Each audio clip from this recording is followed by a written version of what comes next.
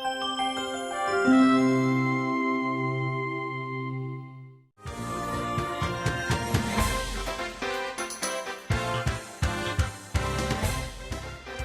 out there in television land. Welcome to another adventurous episode of It's Your Health. Philip Benyo with my bride, Kathleen, bringing you the latest and greatest in healthcare information.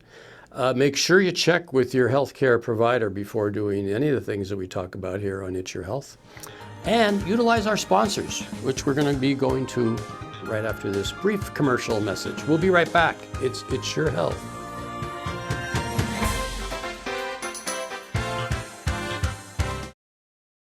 Welcome to the beginning of It's Your Health, and we have a nice little cartoon with Charlie Brown and Linus, where Charlie Brown's saying, "I can't believe it.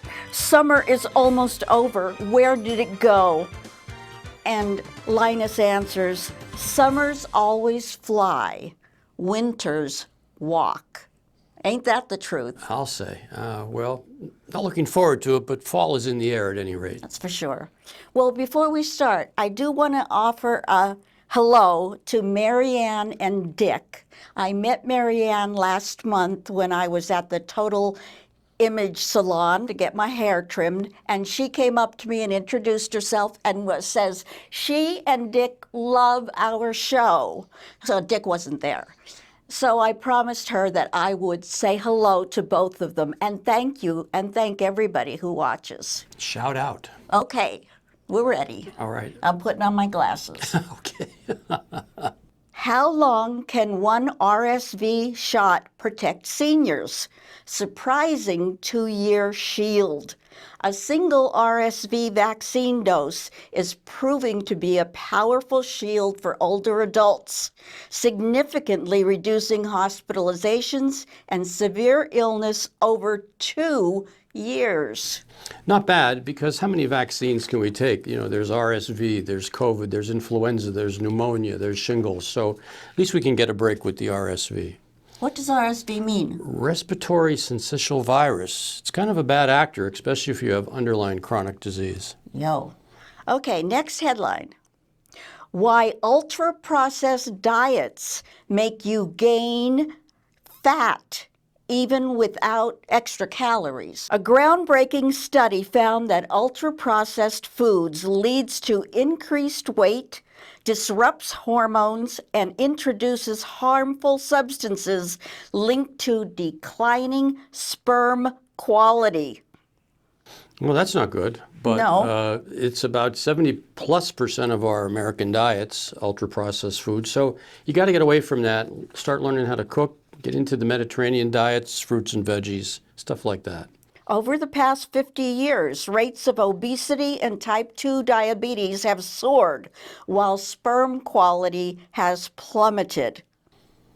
Right. Well, again, we, instead of eating apple, eat the apple pie, which has 12 or more ingredients in it that we don't need, we can't process, and adds to this conundrum. Good, my mom's not here. She would be so disappointed if you said you weren't going to eat her apple pie.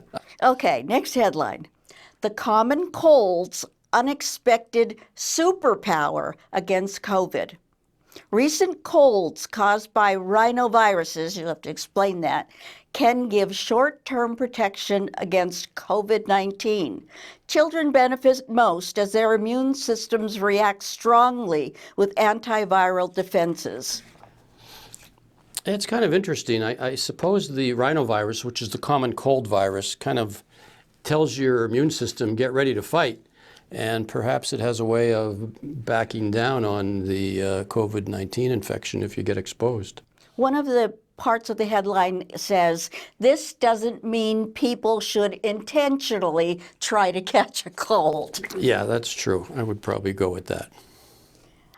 This headline concerned me. Heart attacks may actually be infectious. Heart attacks may be triggered by infectious processes rather than just cholesterol and lifestyle factors.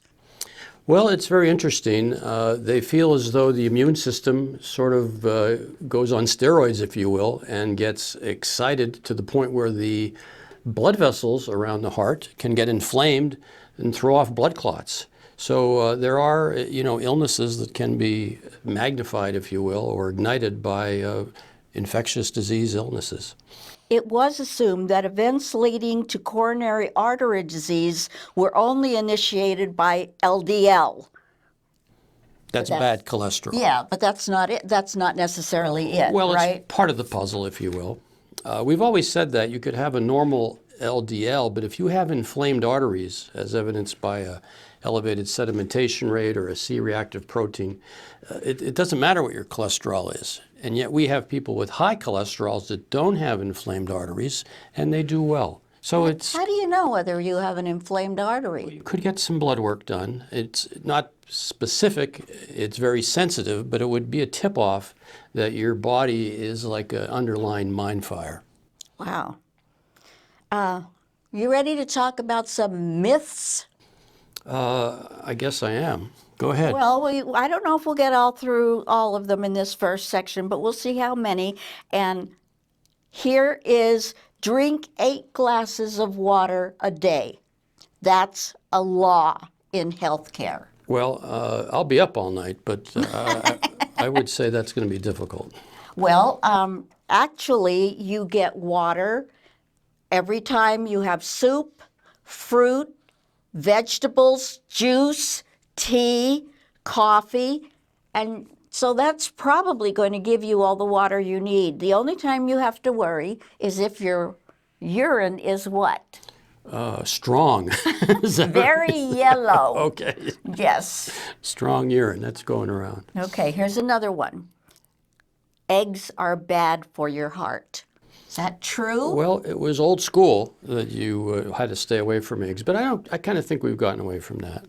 Eating an egg or 2 a day doesn't raise the risk of heart disease in healthy people.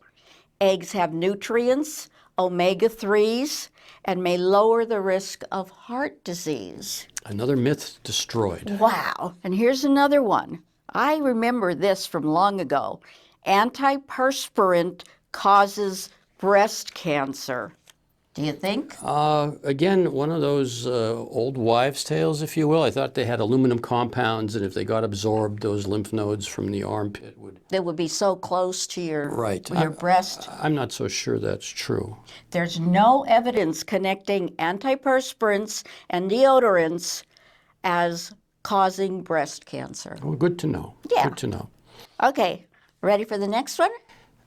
Sweetheart, this is a team approach here. Sure. And I know, but it seems like you're rather verbose this segment. Well, you gave me all of this to study. Look how much is here. Well, I don't know. Sammy, I was wondering if we could change the name of our show from It's Your Health to It's Your Wife.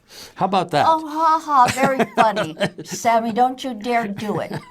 Can you do it, Sammy? He says yes. So we'll be right back with the next segment of It's Your Wife. Stay tuned and listen to our commercials and try to call them and tell them, I heard it on It's Your Wife. Hey. We'll be right back.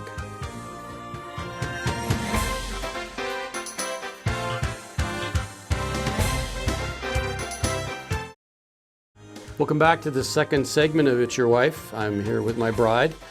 It's your health. Okay. Then maybe you could explain our bump there, sweetheart. Our bump is Snoopy. We love that beagle. And he's watching a leaf falling, and he says, it's always the same. Hello and goodbye. Yeah, well, it's kind of a depressive time. I always feel melancholy this time of year. He definitely, well, the leaves are falling fast. Yeah, I think we need some Early. rain. We need some rain. Let's head on with our headlines. Okay, common painkillers like Advil and Tylenol supercharge antibiotic resistance. Painkillers we often trust, ibuprofen and acetaminophen, may be quietly accelerating one of the world's greatest health crises, antibiotic resistance. Yeah, it's a little disturbing. I never really was a fan of Nuprin, Advil, or Tylenol if you're having a fever. I've always felt that if you have an infection, fever is your friend, because at a certain rate, when the temperature goes up, the bacteria or virus doesn't like that and they die. So fever is something that... we have to live with in your family. Yes, that's right. Fever's your friend. Yes. The widespread overuse and misuse have driven a global rise in antibiotic-resistant bacteria. Yeah, So there it is. Which is not good. Why the flu turns deadly for older adults, and scientists found the cause. Researchers have uncovered why older adults are more vulnerable to severe flu. The culprit is a protein called, I don't know how to pronounce that, APOD, Right. which rises with age and disrupts the body's ability to fight infection. It damages lung tissue and weakens immune defenses, leading to worse outcomes for the elderly. The global population is aging at an unprecedented rate in human history, posing major issues for healthcare and the economy. Well, the flu can be dangerous, as we all know, as can COVID. And if you don't believe me, walk through a cemetery, you'll see more than your share of tombstones that have a date of death, 1918, the big influenza Spanish flu epidemic. So, common allergy spray slashes COVID-19 risk. A common hay fever nasal spray was found to cut COVID-19 infections by 2/3 and also reduced rhinovirus cases. What can you tell us about that? yeah, I believe it's Astelin is the nasal. Azolastine. Right, I know it as Astelin. Sorry. God bless you. Thank you. Well, keep in mind these viruses enter through the nasal cavities, which is why they cause disruption in your ability to smell and taste, and a lot of runny nose kind of stuff and cough. So the use of these nasal sprays in some way, shape, or form cuts down the highway that these viruses enter. Wow. So it's not 100% proven, but it's good news nonetheless. Okay, now we're to talk about natural GLP-1. It's a naturally occurring hormone that regulates blood sugar and appetite. Tell us more. Well, everyone, of course, is on the Ozempics and Not us. on those. Yeah, that's right, not us. But everyone is. And the issue is that the GLP-1, the G stands for glucagon. And so these are actually ways that you can increase your glucagon levels and get the benefit of a GLP-1 without taking the drug, if you will. Keep in mind, glucagon is secreted by the pancreas after you've eaten. And one of the things that it does is it can distend the stomach so that after eating, your glucagon levels are up, your stomach is a little distended, and your brain says, you know, I'm not going to eat the rest of this meal. I'll save it for another day. So these shots that are given by prescription increase your glucagon levels for about a week. So again, it gives your brain the feeling that my stomach's full, I'm going to walk past that Stromboli. Oh. But how can we do it naturally? That's sort of the topic. Well, here. we can. All right. Get a load of this. First of all, let's talk about what GLP-1's with this slide. It boosts your own insulin secretion, slows the gastric emptying, so your stomach feels full, and it promotes the fact that I'm not hungry anymore and suppresses the glucagon production in and of itself. So what blocks your body's natural GLP-1? Well, the host of characters are people we certainly know of, right? The ones that we talk about. All the time. So if you want to block your own glucagon production, get a load of this list. We know it already. Ultra-processed foods. Stop that. Inflammation, poor quality sleep, chronic stress increases your own cortisone levels. If you're pre-diabetic, that can do it. And if you have had antibiotic use and you have imbalanced gut flora or bacteria, that can also end up blocking the GLP-1s that your body naturally makes. Low protein diet, low fiber intake, obesity in and of itself, and just aging in and of itself. And so we can change all these except one. Except aging. We can't change that. We can't change that. But you mentioned earlier when we first came on the air that when you were out and about, people came to you and said, geez, we see you on It's Your Health and we love you and keep giving your husband a hard time. Yep. But I have the same experience, but people come to me and say, geez, what's wrong with your wife? Does she have Parkinson's disease? We noticed her hands shake. So we're going to come out of the closet and talk about tremors. Yes. So there's basically two types of tremors. There's one called intention tremor, which means if you pick up a cup of coffee, you're going to start shaking a little bit. It's generally not a resting tremor, but it's one with intention. And that has a whole host of problems in and of itself, diagnoses. We can generally figure it out by going through some tests. The second major type of tremor is called essential tremor, mainly inherited and occurs at rest. And again, it's kind of like a pill rolling Parkinson-like. My brother had it terribly. Right. These can all be magnified by certain medications, caffeine. The good news is Kathleen does not have Parkinson's disease. So she's kind of inherited the essential tremor. And we don't really see it that much now because what has happened, if you notice the Coca-Cola stocks, they've plummeted because... I stopped drinking it. Right. She was sort of a Coca-holic. Yeah, and it was hard at first to stop. I bet, yeah. I mean, you can actually get some caffeine withdrawal. That's caffeine is a drug. We can actually measure it in the bloodstream, believe it or not. I've had a couple cases of caffeinism where people just ingest too much caffeine. And That was me. One of the things it can do is cause a tremor. So keep on So I'm doing better. on flagging us down, and she's doing well. Thank you for caring about me and for watching. Shake, rattle, and roll. We'll be right back after this brief commercial message. You're watching It's Your Health.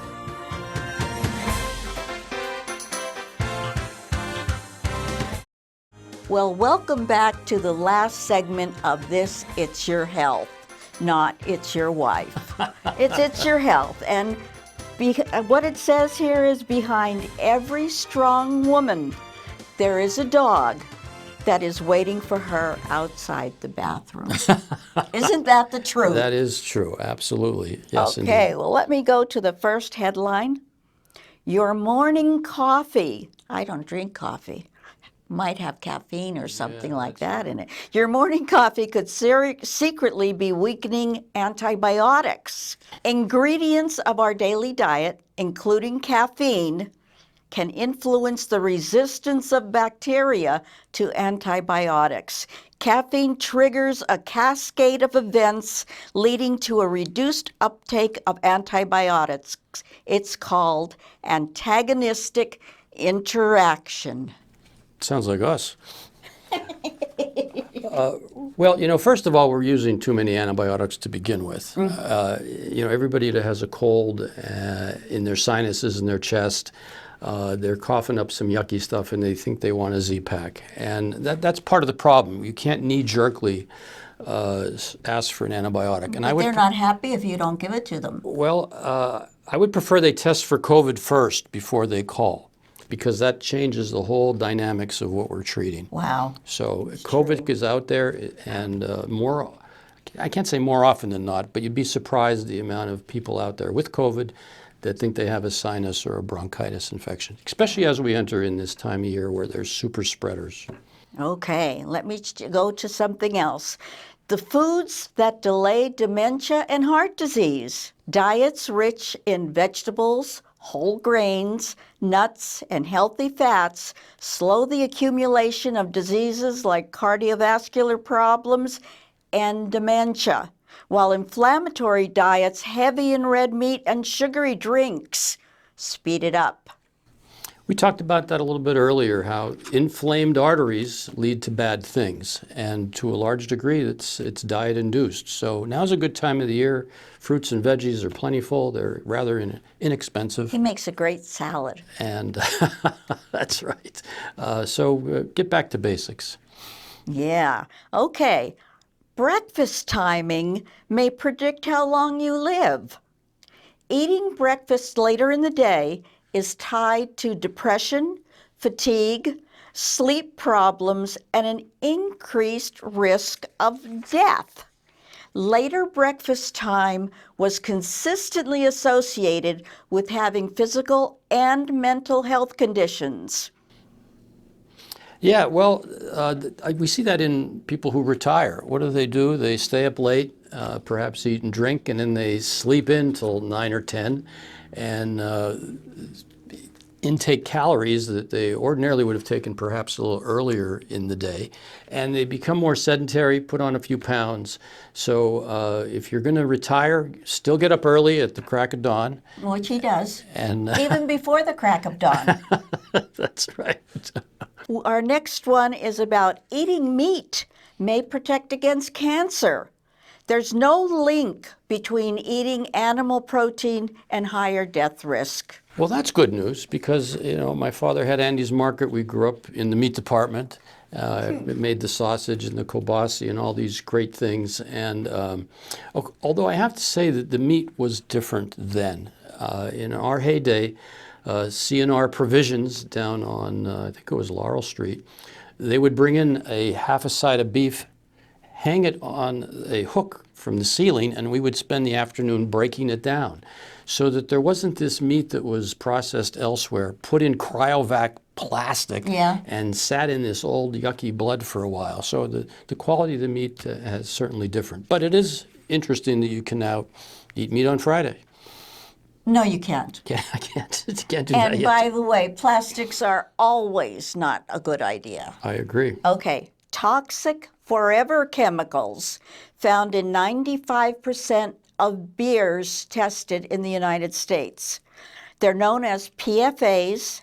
They've turned up in beer, and they tested 23 different beers in the U.S., and 95% contained PFAs, with the highest concentration where the water service was not as good as it should have been. Wow. Well, that's certainly disturbing. I never was a beer person. I kind of liked wine, quite honestly. But nevertheless, these forever chemicals are going to be the bane of the next generation because even if the use of Teflon pans, if you will, if they scratch while you're cooking, You're in trouble. You start oozing these bad chemicals into the food itself, and our body can't get rid of them. So that's bad news. They have been found in surface water, groundwater, and municipal water supplies. So yeah, that's where they're having trouble. You want to talk about things to do in the kitchen? I'm all ears. Make your own oatmeal. Oh, yeah. If you're like me and you get a packet of instant raisin and spice oatmeal, it has 3 teaspoons of sugar in that little pack. What should I do instead? Well, you should eat what I put out in front of you. The night before, get Quaker oats, almond milk, and honey, not you, honey, and let it stew overnight, if you will. But sometimes he puts fresh fruit in with it. True. That's really good. Blueberries and peaches. Yeah. So you let it sit overnight in the refrigerator, and it comes out beautiful. And it really comes out. Yes. Okay. And we can also chill out with fruit. I love ice cream, but instead, what he gets for me is a half a cup of frozen blueberries and a little bit of non-fat yogurt. It has almost no saturated fat. There's 14 grams of fat in most of the ice creams. Right. And you like mangoes too, right? I do, very much. Don't squeeze that orange. No, just my wife. Go ahead. Don't drink orange juice. It's got 21 grams of sugar in it. And that's what you're giving your kids to drink in the morning. Yeah. A large orange has 17 grams, but more than 6 times heart-healthy fiber. Yeah, that's true. Speaking of heart-healthy fiber, we're nearing the end of our third segment here, sweetheart. Okay. Unbelievable how fast time flies when you're having fun. You just have such a good time with Sammy. Absolutely. Well, thank you for allowing us to come into your rooms and homes and entertain and inform you. Make sure you check with your healthcare provider before doing any of the things that we talk about here. And if you see me out there, stop stop me and say hello. All right, well, you say goodbye, sweetheart. Goodbye, sweetheart.